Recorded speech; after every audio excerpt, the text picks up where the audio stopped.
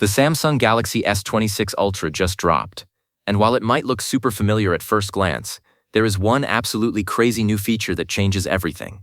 If you don't have time to watch a 20-minute review, here is everything you actually need to know about Samsung's newest flagship in under 3 minutes. Let's get into it.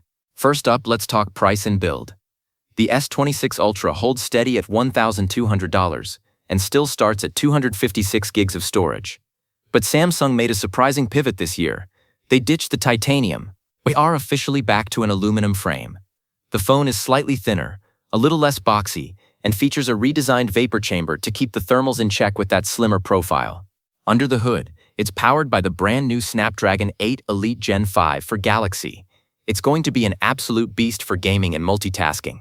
Plus, charging finally gets a very welcome bump up to 60-watt fast charging. On the camera front, it looks identical, but Samsung widened the apertures to let in a lot more light. The main lens drops to f1.4, and the 3x telephoto drops to f2.4. Basically, expect noticeably better low-light photos. But here is the real reason people are talking about this phone: the hardware privacy screen. Forget those cheap, peeling, dark privacy screen protectors. Samsung built a privacy mode directly into the display pixels. When you toggle it on, the screen looks completely normal from straight ahead.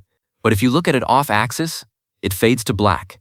Anyone trying to look over your shoulder sees absolutely nothing. You can even set it to trigger automatically just for your banking apps or when you're typing a password. It is a massive flex. Throw in a ton of new Galaxy AI updates, including a newly upgraded Bixby powered by Gemini and Perplexity, and you've got a super refined flagship. So is that built-in privacy screen enough to make you drop $1,300? Let me know your thoughts in the comments. Drop a like if this was helpful, and subscribe for more no-nonsense tech news. Catch you in the next one.